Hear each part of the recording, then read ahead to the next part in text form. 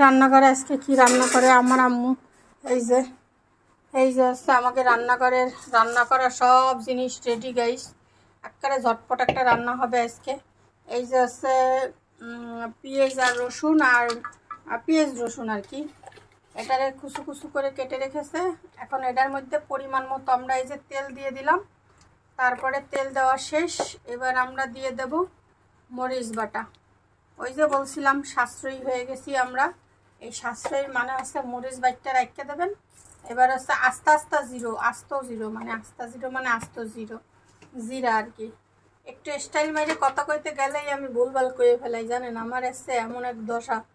যাই হোক, হ্যাঁ লবণ দিতে হবে, স্বাদ নাইলে তো কোনো পদেও হবে না। নুন ডাল না দিলে তো আর তরকারির গুণ গাওয়ার কোনো সুযোগই নেই। পরিমাণ মতো নুন আর সুন্দরীর জন্য সুন্দরী হলুদ দিয়া এখন এটারে আর সব একসাথে মাখাই জাকাই দিব, বুঝছেন না গাইস? মানে হচ্ছে যারা অফিসে দলেতে কাম কাজ করেন, হ্যাঁ আড্ডা মাহানোর দরকারটা কি আমি এটা বুঝি না। মানে না ধরলে তোমার কি সমস্যাটা কি বলো? মানে আমার আম্মুর হচ্ছে যত সব আজাইরা কাম কাজ। এবার হচ্ছে এটারে দেখেন আমরা মাছগুলোরে ডাইলে দিয়ে দিলে হয়ে যায়, এটা ঝামেলা যায়। এই যে তরকারি আর মাছ এইগুলোরে দিয়ে দিমু পানি একটুখানি দিয়ে, এবার জাল উঠলে তো এমনি উপর দিয়ে সব উঠে যাবে। তা আবার কি কোনো কায়দা করা লাগে?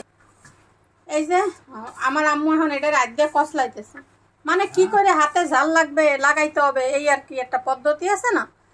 এমনি এর মধ্যে একটুখানি পানি দিয়ে থুইলেই তো জাল উঠতে সব মাহায় জয়ে একাকার হয়ে যাবে, বাস শেষ। এই যে এখন পরিমাণ মতো আমরা একটু পানি দিয়ে দিলাম গাইস। এখন এই পানি দেওয়ার কারণে এখন আমরা এই যে দিলাম চুলা অন করে, একটু পরে এসে দেখবেন তরকারি হয়ে গেছে। গরম ভাতের সাথে এই যে অলরেডি এখন এটারে এখন কিছু সময় মানে ঢাইকে দেওয়া লাগবে। ঢাইকে দিবানি? ঢাইকে দিব, একটু পরে এসে দেখবেন। দাও, এই যে গরম ভাত রান্না করলাম আর শাপলা ভাজি আর হইতেছে এই তরকারি। এই হয়েছে আমাকে আজকে রাইতে বা দুপুরের খাওয়ান দাওয়ান হবে, এইটা দিয়ে আর কিছু হবে না। জম্মের মতো বৃষ্টি নামিয়ে দিয়েছে, এই হইল অবস্থা। তাই না আমি আর কি করবো, আমি এখানে বইয়া কতক্ষণ বাতাস খাই আর ওদিকে চুলায় রান্ধন হোক, আর কিছু করার নাই। আমি বইয়া অন্য কাম করি, তারপরে একটু পরে আবার দেখ মনে যাইয়া হয়েছে নি তরকারি। ছিলাম না আমার তরকারি আমি চড়াই দিয়া যাইতাছি ওই পাশে কাম করতে, এবার আইসে দেখমু তরকারিটা হয়ে গেছে। দেখছেন নি কায়দার বেকায়দা? এই দেখেন কি সুন্দর হয়েছে না তরকারিটা, একেবারে এক্সিলেন্ট। তো এই যে আমার তরকারি রান্না করা শেষ, এখন এটাকে আমরা ঢেলে নেব। এদিকে আমার ভাতটা ওই যে একদম পারফেক্টলি হয়ে গিয়েছে। এখন আমরা তরকারি নামাবো।